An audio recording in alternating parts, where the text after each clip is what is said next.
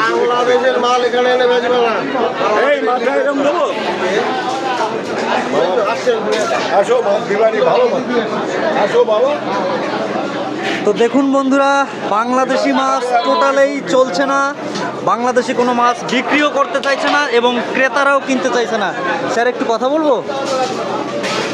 উনি নিয়ে থাকে, এই দেখেন উনি ইলিশ মাছ আমার কাছ থেকে আসে নিয়ে থাকে, নিয়ে যায়।